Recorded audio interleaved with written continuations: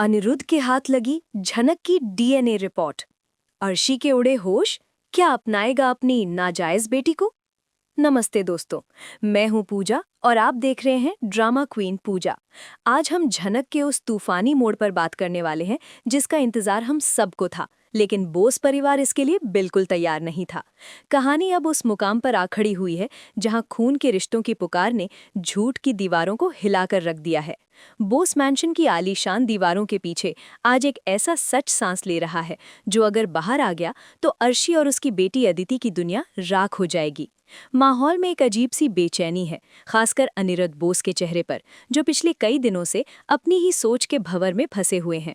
अनिरुद्ध को अपनी नई डॉक्टर या इंटर्न, जिसे दुनिया सिर्फ झनक के नाम से जानती है, उसके अंदर बार बार अपनी मरी हुई प्रेमिका नूतन की झलक दिख रही थी। वही आंखें, वही स्वाभिमान और वही बात करने का तरीका। ये शक अनिरुद्ध को अंदर ही अंदर खाए जा रहा था कि क्या नूतन ने मरने से पहले उसे कोई बहुत बड़ा सच छिपाया था। इसी शक को यकीन में बदलने के लिए अनिरुद्ध ने वो कदम उठाया जो अर्शी के सबसे बुरे सपने जैसा था, एक गुप्त डीएनए टेस्ट। बोस हाउस की लाइब्रेरी में पिन ड्रॉप साइलेंस है। बाहर बारिश हो रही है जो आने वाले संकट का संकेत दे रही है। अनिरुद्ध के हाथ में एक पीले रंग का लिफाफा है जिस पर लाल स्याही से कॉन्फिडेंशियल लिखा हुआ है। ये रिपोर्ट आज ही लैब से सीधे अनिरुद्ध के निजी पते पर आई है, जिसे उसने अर्शी और अदिति की नज़रों से बचाकर छिपा लिया था। अनिरुद्ध के हाथ कांप रहे हैं। उसका दिल कह रहा है कि इस लिफाफे के अंदर जो सच है वो उसकी पूरी जिंदगी बदल देगा। वो कुर्सी पर बैठता है, कमरे का दरवाज़ा लॉक करता है और धीरे से उस सील को तोड़ता है। जैसे ही वो पन्ना बाहर निकालता है और उसकी नज़रें प्रोबेबिलिटी ऑफ पैटर्निटी वाले कॉलम पर पड़ती हैं, अनिरुद्ध की सांसें थम जाती हैं। वहाँ साफ शब्दों में लिखा है 99.9% मैच। ये आंकड़ा सिर्फ एक नंबर नहीं, बल्कि इस बात का सबूत है कि झनक, जिसे वो कल तक एक अजनबी, एक बाहरी लड़की समझ रहा था, वो कोई और नहीं बल्कि उसकी और नूतन की अपनी बेटी है। वो बेटी जिसके अस्तित्व से वो 20 सालों तक अनजान रहा। अनिरुद्ध की आंखों से आंसुओं का सैलाब फूट पड़ता है। उसे याद आता है कि कैसे नूतन उसे छोड़कर चली गई थी और कैसे उसने समाज के डर से कभी नूतन की खोज खबर नहीं ली। और आज नियति ने उसकी बेटी को उसी के घर, उसी की आंखों के सामने ला खड़ा किया है। अनिरुद्ध को एक गहरा झटका लगता है। उसे याद आता है कि कैसे अर्शी और अदिति हमेशा झनक को नीचा दिखाते हैं, कैसे उसे बेइज्जत करते हैं, और वो खुद एक पिता होकर भी अपनी बेटी के अपमान पर चुप रहा। अनिरुद्ध का गिल्ट उसे कचोटने लगता है। वो रिपोर्ट को सीने से लगाकर रोता है। मुझे माफ कर दे मेरी बच्ची, मैं तेरा गुनहगार हूँ। लेकिन ये भावुक पल ज्यादा देर तक नहीं टिकता, क्योंकि उसे दरवाजे पर खटखटाहट सुनाई देती है। ये खटखटाहट किसी और की नहीं बल्कि अर्शी की है। अर्शी को अनिरुद्ध के व्यवहार पर पिछले कुछ दिनों से शक हो रहा था। अनिरुद्ध का चोरी छुपे फोन पर बात करना, बार बार झनक की तरफ देखना और अब लाइब्रेरी में खुद को बंद कर लेना, अर्शी की छठी इंद्री, सिक्स्थ सेंस, उसे चेतावनी दे रही थी कि कुछ तो गड़बड़ है। अर्शी दरवाजे के बाहर से आवाज लगाती है, अनिरुद्ध, दरवाजा खोलो, तुम अंदर क्या कर रहे हो? मुझे तुमसे अदिति की शादी की तैयारियों को लेकर बात करनी है। अनिरुद्ध हड़बड़ा जाता है। वो जानता है कि अगर अर्शी ने ये रिपोर्ट देख ली तो वो झनक को घर से निकालने के लिए किसी भी हद तक गिर सकती है। अनिरुद्ध जल्दी से रिपोर्ट को अपनी दराज के सबसे गुप्त हिस्से में छिपाने की कोशिश करता है, लेकिन घबराहट में लिफाफा टेबल के नीचे गिर जाता है।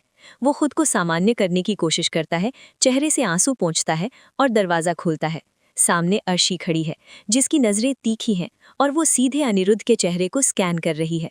अनिरुद्ध की लाल आंखें और पसीने से भीगा माथा देखकर अर्शी का शक यकीन में बदलने लगता है।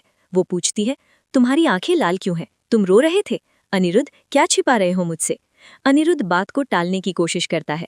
कुछ नहीं अर्शी, बस पुराना माइग्रेन उभर आया है, मैं थोड़ा आराम करना चाहता हूँ। लेकिन अर्शी इतनी आसानी से मानने वालों में से नहीं है। वो कमरे के अंदर आती है और उसकी नज़रें चारों तरफ घूमती हैं, जैसे कोई शिकारी अपने शिकार को ढूंढ रहा हो। अनिरुद्ध का दिल जोर जोर से धड़क रहा है, क्योंकि रिपोर्ट अभी भी टेबल के नीचे ज़मीन पर पड़ी है, बस अर्शी की नज़रों से कुछ इंच दूर। तभी कमरे में एक और एंट्री होती है। ये एंट्री एसपी ऋषि की है। ऋषि, जो अनिरुद्ध और अर्शी का दामाद है और अदिति का पति है, उसका पुलिसिया दिमाग भी घर के बदलते माहौल को भांप रहा है। ऋषि को नहीं पता कि अनिरुद्ध के पास क्या सच है, लेकिन उसे झनक के प्रति एक अजीब सी खिंचाव महसूस होता है, एक ऐसी जिम्मेदारी जो उसे समझ नहीं आती। ऋषि अनिरुद्ध को देखता है और पूछता है, पापा, आप ठीक तो है? मैंने अभी कुरियर बॉय को बाहर जाते देखा। क्या कोई जरूरी डॉक्यूमेंट आया था? ऋषि का ये सवाल अनिरुद्ध के लिए मुसीबत और अर्शी के लिए सुराग बन जाता है। अर्शी तुरंत पकड़ लेती है। कुरियर? अनिरुद्ध, तुमने तो कहा था कोई काम नहीं है, दिखाओ मुझे वो कुरियर कहाँ है। स्थिति बिगड़ती देख अनिरुद्ध को गुस्सा आ जाता है। वो पहली बार अर्शी पर चिल्लाता है, बस करो अर्शी, मैं इस घर का मालिक हूँ, मुझे हर छोटे मोटे कागज का हिसाब तुम्हें देने की जरूरत नहीं है। अनिरुद्ध का ये रूप देखकर अर्शी और ऋषि दोनों हैरान रह जाते हैं। अनिरुद्ध हमेशा अर्शी की बात मानता आया है, लेकिन आज झनक के पिता होने के एहसास ने उसे एक नई ताकत दे दी है। वो ऋषि और अर्शी दोनों को बाहर जाने के लिए कहता है।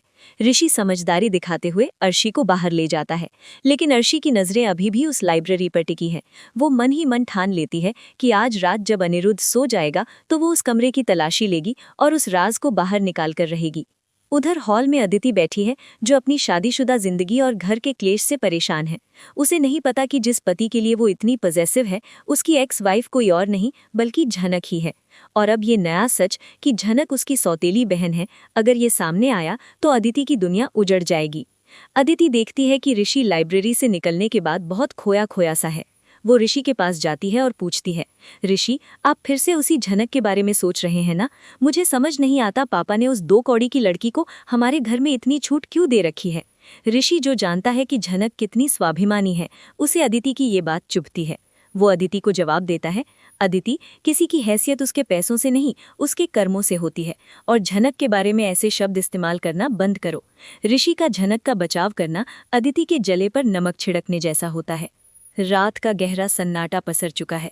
अनिरुद्ध अपने कमरे में लेटा है, लेकिन नींद उससे कोसों दूर है। उसकी आंखों के सामने बार बार रिपोर्ट का वो पन्ना और झनक का चेहरा आ रहा है। वो सोच रहा है कि कैसे वो झनक को बताए कि वो अनाथ नहीं है, उसका पिता जिंदा है। क्या झनक उसे स्वीकार करेगी या नूतन के साथ हुए अन्याय के लिए उसे नफरत करेगी? अनिरुद्ध फैसला करता है कि वो सुबह सबसे पहले झनक से मिलेगा और उसे सब सच बता देगा, चाहे उसका अंजाम कुछ भी हो। वो नहीं जानता कि दीवार की दूसरी तरफ अर्शी जाग रही है और लाइब्रेरी की चाबी ढूंढ रही है। अर्शी के अंदर की असुरक्षा उसे पागल कर रही है। उसे डर है कि कहीं अनिरुद्ध अपनी वसीयत तो बदलने नहीं वाला, या कहीं नूतन से जुड़ा कोई अतीत तो वापस नहीं आ गया। अर्शी दबे पांव लाइब्रेरी की ओर बढ़ती है। उसके हाथ में मास्टर की है। वो धीरे से दरवाजा खोलती है। अंधेरे में वो मोबाइल की टॉर्च जलाती है और पागलों की तरह दराजे खंगालने लगती है, लेकिन उसे कुछ नहीं मिलता। उसकी नजरें जमीन पर जाती हैं, जहां टेबल के पाए के पास वो लिफाफा आधा छिपा हुआ पड़ा है। अर्शी की आंखों में चमक आ जाती है। वो झुककर लिफाफा उठाती है। उसके हाथ कांप रहे हैं। वो रिपोर्ट बाहर निकालती है और टॉर्च की रोशनी में उसे पढ़ना शुरू करती है। DNA test report, alleged father Anirudh Bose, child Jhanak, result 99.9%। Arshi के पैरों तले से जमीन खिसक जाती है। उसे लगता है जैसे किसी ने उसका गला घोंट दिया हो। झनक, अनिरुद्ध की बेटी? वो बुदबुदाती है। उसका गर हकीकत बन चुका है। वो लड़की जिसे वो नफरत करती थी, जिसे वो घर से निकालना चाहती थी, वो इस जायदाद की वारिस है। अर्शी का दिमाग सुन्न पड़ जाता है, लेकिन अगले ही पल उसका चेहरा सख्त हो जाता है। उसकी नजरों में अब डर की जगह क्रूरता ले लेती है। वो जानती है कि ये रिपोर्ट कभी अनिरुद्ध या झनक के हाथ नहीं लगनी चाहिए थी, और अब जब अनिरुद्ध को पता ही चल गया है तो उसे कुछ ऐसा करना होगा जिससे झनक का अस्तित्व ही मिट जाए। अर्शी सोचती है, अनिरुद्ध, तुमने मुझे धोखा दिया। अपनी उस नूतन की निशानी को मेरे सिर पर बिठाना चाहते हो। मैं ऐसा कभी नहीं होने दूंगी। झनक को इस सच की कीमत अपनी जान देकर चुकानी होगी। ठीक उसी वक्त लाइब्रेरी की लाइट जलती है। दरवाजे पर ऋषि खड़ा है। ऋषि को प्यास लगी थी और वो पानी लेने नीचे आया था, लेकिन लाइब्रेरी में रोशनी देखकर वो रुक गया। उसने अर्शी को हाथ में रिपोर्ट लिए और चेहरे पर खौफनाक भाव लिए देख लिया। अर्शी माँ, आप यहाँ इतनी रात को क्या कर रही हैं? और वो कागज क्या है?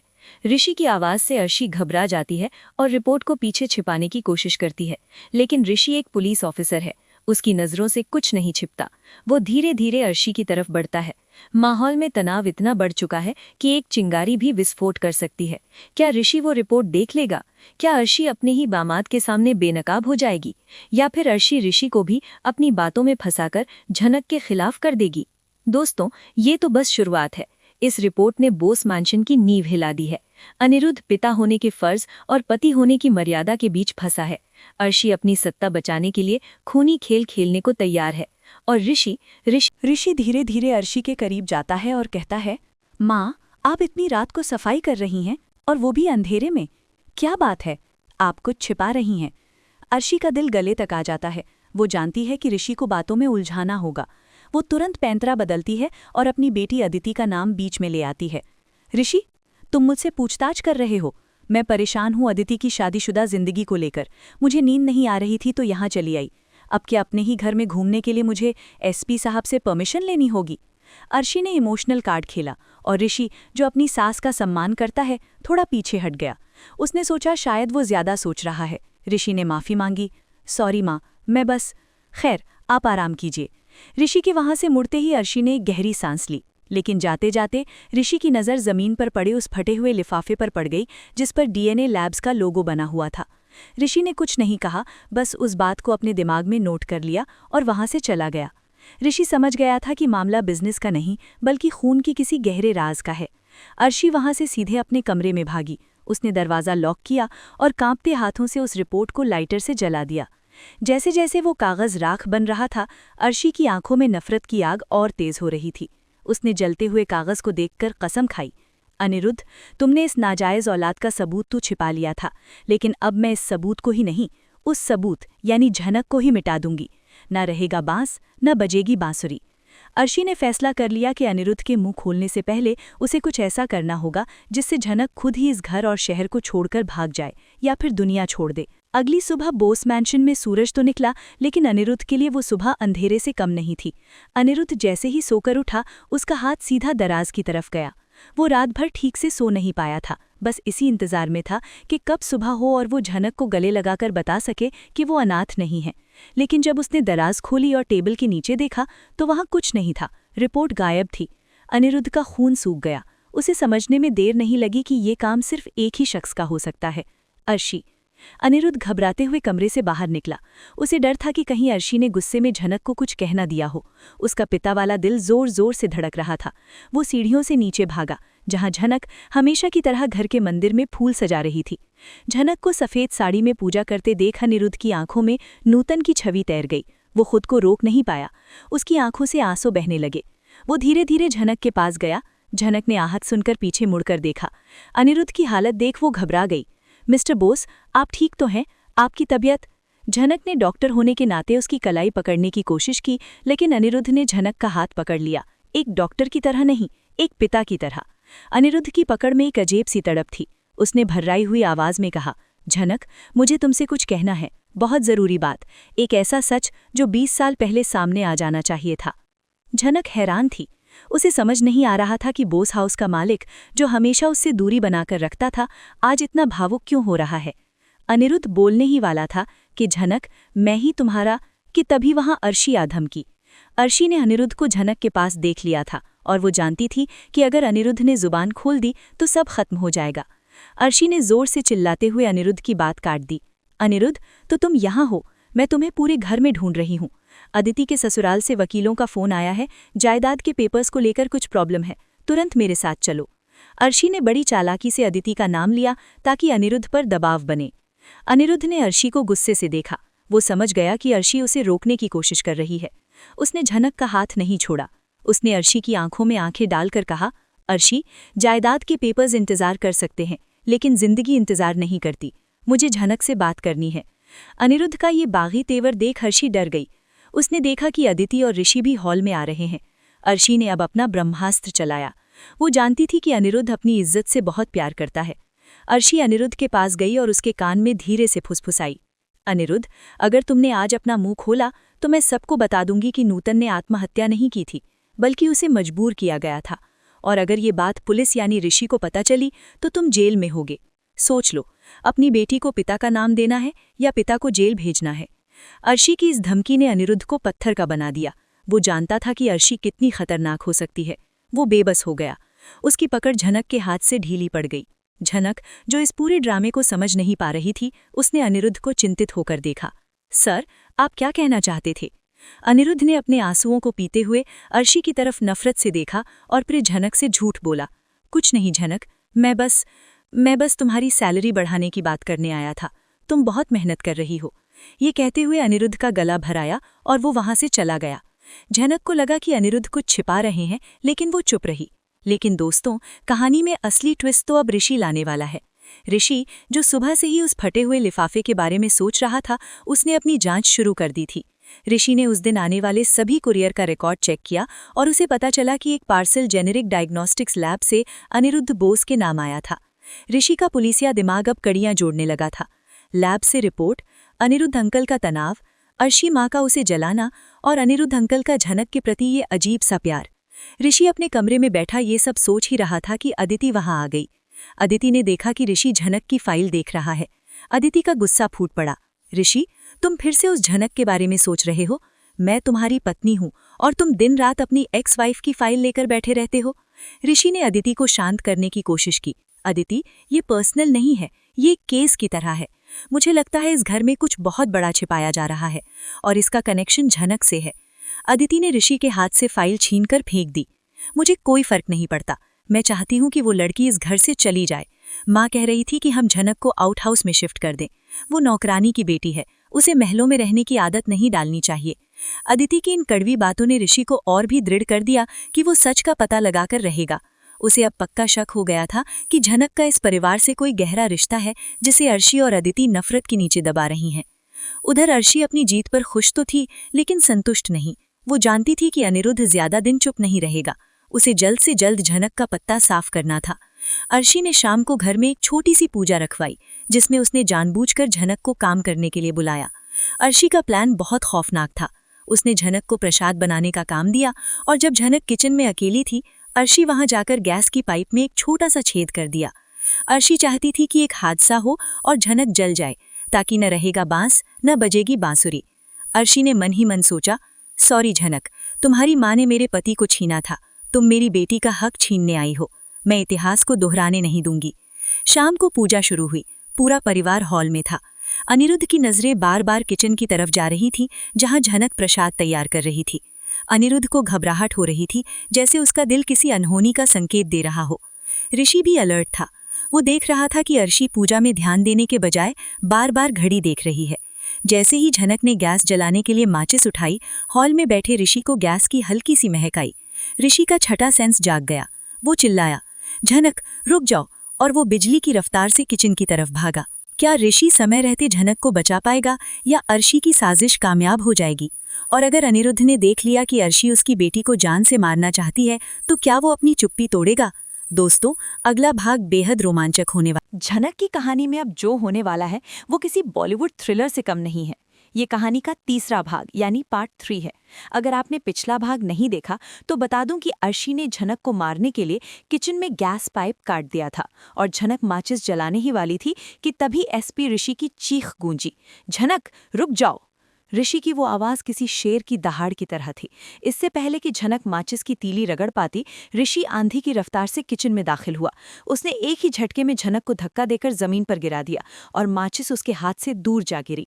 झनक हक्की बक्की रह गई। उसे लगा शायद ऋषि उस पर हमला कर रहा है, लेकिन अगले ही पल ऋषि ने झनक के ऊपर झुककर उसे कवर कर लिया और दूसरी तरफ जाकर गैस रेगुलेटर को बंद कर दिया। किचन में गैस की बदबू इतनी तेज थी कि किसी का भी दम घुट जाए। धमाका तो नहीं हुआ, लेकिन ऋषि और झनक दोनों फर्श पर गिरे हुए थे और उनकी सांसें फूल रही थीं। ये मंजर हॉल में खड़े पूरे बोस परिवार ने देखा। अदिति की आंखें फटी की फटी रह गई। उसका पति उसकी आंखों के सामने अपनी एक्स वाइफ को अपनी बाहों में बचा रहा था। जैसे ही खतरा टला, ऋषि खड़ा हुआ और उसने झनक को हाथ देकर उठाया। झनक अभी भी सदमे में थी। ऋषि सर, ये क्या? ऋषि ने गुस्से में चिल्ला कर कहा, तुम्हें नाक नहीं है क्या झनक? इतनी गैस महक रही थी और तुम माचिस जलाने जा रही थी। अगर मैं 1 सेकंड की भी देरी करता तो तुम जलकर राख हो जाती। ऋषि का ये गुस्सा नहीं बल्कि उसका डर था, झनक को खोने का डर। तभी अर्शी वहां दौड़ती हुई आई। उसका प्लान फेल हो चुका था, लेकिन उसने तुरंत अपना प्लान बी शुरू कर दिया। अर्शी ने झनक को पकड़कर झिंझोड़ दिया, पागल लड़की, तुम इस घर को जलाना चाहती थी? इतनी लापरवाह कैसे हो सकती हो तुम? अगर आज मेरे घर को कुछ हो जाता तो? अदिति भी अपनी माँ के सुर में सुर मिलाने लगी। हाँ ऋषि, देखो इसे, ये मनहूस जब से इस घर में आई है कुछ ना कुछ गलत हो रहा है। पापा, निकालिए इसे घर से। अनिरुद्ध जो ये सब देख रहा था, उसका शरीर गुस्से से कांप रहा था। वो जानता था कि झनक लापरवाह नहीं है। उसकी नज़र गैस की उस पाइप पर गई जो कटी हुई थी। अनिरुद्ध समझ गया कि ये हादसा नहीं, हत्या की साजिश थी। वो आगे बढ़ा और उसने अर्शी का हाथ झनक से छुड़वाया। अनिरुद्ध की आंखों में इतना खौफनाक गुस्सा था कि अर्शी 2 कदम पीछे हट गई। अनिरुद्ध ने दहाड़ते हुए कहा, चुप हो जाओ अर्शी, एक शब्द और नहीं। झनक लापरवाह नहीं है और ये हादसा नहीं था। अनिरुद्ध की बात सुनकर सब चौंक गए। ऋषि जो एक पुलिस वाला है, उसने तुरंत अनिरुद्ध के इशारे को समझा। ऋषि जाकर पाइप चेक की। उसने देखा कि पाइप पर किसी धारदार चाकू के निशान थे। ऋषि ने पाइप का कटा हुआ हिस्सा सबको दिखाते हुए कहा, पापा सही कह रहे हैं, ये पाइप अपने आप नहीं फटी, इसे किसी ने जानबूझकर काटा है। ये एक्सीडेंट नहीं, अटेम्प्ट टू मर्डर है।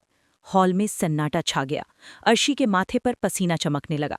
ऋषि की पुलिसिया नजरें अब घर के हर सदस्य पर घूम रही थीं और अंत में अर्शी पर जाकर रुक गईं। ऋषि ने कड़े शब्दों में पूछा, माँ, पूजा शुरू होने से ठीक पहले आप किचन की तरफ पानी लेने आई थी ना? क्या आपने किसी को यहाँ आते देखा था? अर्शी हकलाने लगी, मैं तो बस, मुझे क्या पता ऋषि, हो सकता है कोई नौकर आया हो। कर सका। उसे अपनी बेटी की जान खतरे में दिख रही थी। उसने एक बड़ा फैसला लिया।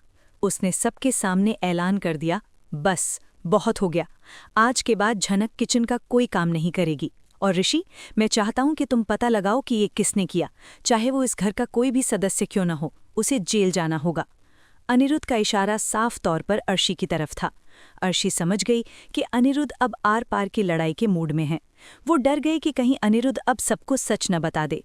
रात हो चुकी थी। माहौल में तनाव था। झनक अपने कमरे में बैठी रो रही थी। उसे समझ नहीं आ रहा था कि उसकी जान लेने की कोशिश कौन कर सकता है। तभी उसके कमरे का दरवाज़ा खुला। अनिरुद्ध अंदर आया। उसके हाथ में हल्दी वाला दूध था। झनक अनिरुद्ध को देखकर खड़ी हो गई। सर, आप नौकर को भेज देते। अनिरुद्ध ने कप मेज पर रखा और झनक के सिर पर हाथ रखा। उस स्पर्श में पिता का प्यार था। अनिरुद्ध की आंखों में आंसू थे। उसने कहा, माफ कर दो बेटा, मैं इस घर का मुखिया होकर भी तुम्हारी रक्षा नहीं कर पा रहा। झनक ने हैरान होकर पूछा, सर, आप ऐसा क्यों कह रहे हैं और आप इतना क्यों डर रहे हैं? अनिरुद्ध ने एक गहरी सांस ली। वो सच बोलने ही वाला था कि तभी उसे याद आया कि अर्शी ने धमकी दी थी, अगर सच बाहर आया तो वो नूतन के नाम पर कीचड़ उछालेगी। अनिरुद्ध रुक गया। उसने बात बदलते हुए कहा, झनक, मैं चाहता हूं तुम कुछ दिनों के लिए किसी सुरक्षित जगह चली जाओ, यहाँ तुम्हारी जान को खतरा है। लेकिन झनक ने मना कर दिया। उसने स्वाभिमान से कहा, सर, मैं डरकर भागने वालों में से नहीं हूं। अगर किसी ने मुझे मारने की कोशिश की है तो मैं उसका चेहरा बेनकाब करके ही जाऊंगी। मैं नूतन की बेटी हूं, कायर नहीं। अपनी बेटी की ये हिम्मत देखकर अनिरुद्ध को गर्व हुआ, लेकिन डर भी लगा। दूसरी तरफ ऋषि अपने कमरे में लैपटॉप पर काम कर रहा था। उसे नींद नहीं आ रही थी। उसका दिमाग उस जेनेरिक डायग्नोस्टिक्स लैब वाले कोरियर पर अटका हुआ था। उसने सोचा, अनिरुद्ध अंकल ने कहा कि कोई कोरियर नहीं आया। अर्शी माँ ने कहा वो बिजनेस पेपर था और फिर उन्होंने उसे जला दिया। और अगले ही दिन झनक को मारने की कोशिश हुई। इन सब का आपस में कोई कनेक्शन जरूर है। ऋषि ने एक जुआ खेला। उसने अपनी पुलिस आईडी का इस्तेमाल करते हुए उस लैब के डेटाबेस में अनिरुद्ध बोस के नाम से सर्च किया। स्क्रीन पर लोडिंग का निशान घूम रहा था। ऋषि की धड़कनें तेज थीं और फिर स्क्रीन पर डिटेल्स आ गईं। Patient name Anirudh Bose, test type paternity DNA test, sample 2 Jhanak, DOB XXXXXXXX। ऋषि के पैरों तले से जमीन खिसक गई। वो कुर्सी से खड़ा हो गया। झनक, अनिरुद्ध अंकल की बेटी? ऋषि का दिमाग सन रह गया। सारी कड़ियां जुड़ गईं। अनिरुद्ध का झनक के लिए प्यार, अर्शी का झनक से नफरत करना और उसे मारने की कोशिश करना, सब कुछ साफ हो गया। अर्शी जायदाद और समाज के डर से झनक को मारना चाहती है। ऋषि को एक गहरा धक्का लगा। वो सोचने लगा, मतलब झनक मेरी साली है, अदिति की बहन। हे भगवान, ये तो पूरा का पूरा रिश्ता ही बदल गया। ऋषि को गुस्सा भी आया और अफसोस भी। उसे याद आया कि कैसे गांव में झनक को नाजायज कहकर ताने मारे जाते थे, जबकि उसका पिता महलों में बैठा था। ऋषि ने कसम खाई, अब मैं झनक को उसका हक दिलाकर रहूंगा। अनिरुद्ध अंकल तो शायद अर्शी की धमकियों से चुप हैं, लेकिन मैं चुप नहीं रहूंगा। ऋषि ने तुरंत उस रिपोर्ट की डिजिटल कॉपी डाउनलोड की और उसका प्रिंट ले लिया। लेकिन कहानी में ट्विस्ट अभी बाकी था। ऋषि प्रिंट लेकर अनिरुद्ध के पास जाने ही वाला था कि उसे अदिति ने रोक लिया। अदिति की आंखों में जलन थी। उसने देखा कि ऋषि के हाथ में झनक की फोटो वाली कोई फाइल है। अदिति ने झपट कर वो फाइल छीन ली। क्या है ये? फिर से झनक? ऋषि ने रोकने की कोशिश की। अदिति, मत देखो इसे। लेकिन अदिति ने फाइल देख ली थी। अदिति की नज़र रिपोर्ट पर पड़ी। वो एक पल के लिए पत्थर की मूर्ति बन गई। डीएनए टेस्ट, अनिरुद्ध बोस, झनक। अदिति ने धीरे धीरे पढ़ा। फिर उसने ऊपर देखा और पागलों की तरह हंसने लगी। तो ये सच है, वो नौकरानी मेरी बहन है। मेरे पापा ने माँ को धोखा दिया था। अदिति का रिएक्शन वैसा नहीं था जैसा ऋषि ने सोचा था। अदिति दुख से ज्यादा गुस्से में थी। उसने ऋषि की तरफ देखा और कहा, ऋषि, अगर ये सच बाहर आया तो हम बर्बाद हो जाएंगे, मेरी माँ बर्बाद हो जाएगी, तुम इस रिपोर्ट को अभी फाड़ोगे। ऋषि हैरान रह गया। अदिति, तुम क्या कह रही हो? वो तुम्हारी बहन है, उसका हक है इस घर पर। अदिति चिल्लाई, भाड़ में गया हक, वो मेरी सौतन थी, अब बहन बनकर मेरी जायदाद नहीं ले सकती। ऋषि, तुम्हें मेरी कसम, तुम ये किसी को नहीं बताओगे। अब ऋषि धर्म संकट में फंस गया। एक तरफ इंसाफ और झनक, दूसरी तरफ उसकी पत्नी अदिति और उसकी कसम। क्या ऋषि अपनी पत्नी की बात मानकर सबूत मिटा देगा या वो अपनी वर्दी और ज़मीर की सुनेगा? उधर अर्शी, जो अपने कमरे में बैठी थी, उसे पता नहीं था कि उसका राज उसके दामाद और बेटी दोनों को पता चल चुका है। अर्शी अब एक आखिरी चाल चलने वाली थी। उसने रात के अंधेरे में एक डॉक्टर को फ़ोन मिलाया, एक ऐसा डॉक्टर जो पैसे लेकर मेडिकल डेथ को नेचुरल डेथ दिखा सकता है। अर्शी का निशाना अब झनक नहीं बल्कि अनिरुद्ध था।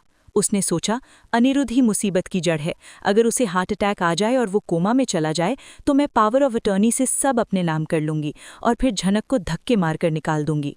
सुबह हुई और नाश्ते की टेबल पर एक तूफान इंतजार कर रहा था। ऋषि और अदिति दोनों चुप थे। अनिरुद्ध झनक को अपने पास बिठाकर खिला रहा था।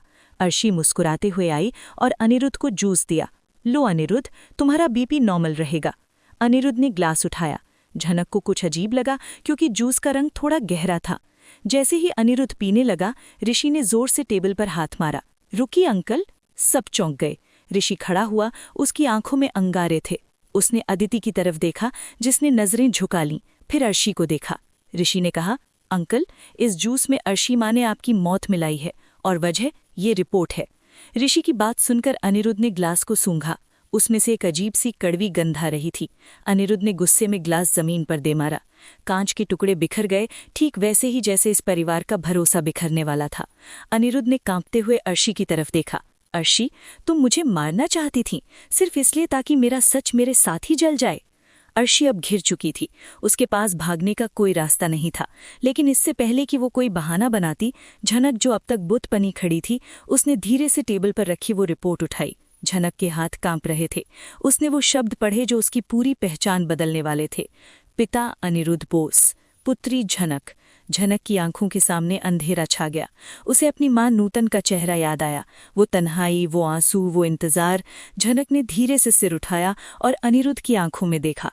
उन आंखों में अब मालिक वाला रौब नहीं बल्कि एक लाचार पिता की माफी थी। झनक की आवाज गले में अटक गई। आप मेरे पिता हैं? ये सवाल अनिरुद्ध के सीने में खंजर की तरह चुभा। अनिरुद्ध अपनी व्हीलचेयर से उठने की कोशिश करते हुए गिर पड़ा और घुटनों के बल झनक के सामने आ गया। हाँ झनक, मैं ही वो बदनसीब हूँ जिसने तुम्हारी माँ को धोखा दिया। मैं समाज से डर गया था बेटा। मुझे लगा था कि नूतन ने शादी कर ली है। मुझे नहीं पता था कि तुम मेरी निशानी हो। अनिरुद्ध फूट फूट कर रोने लगा।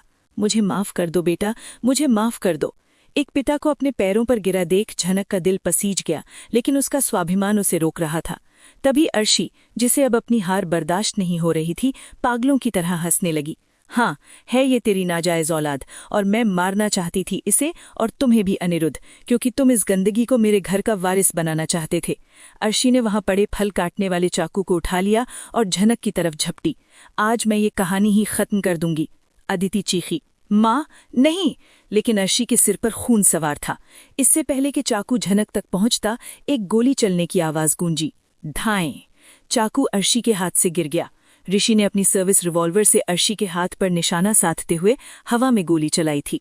वार्निंग शॉट, या शायद अर्शी के हाथ पर गोली लगी थी। हल्का घाव।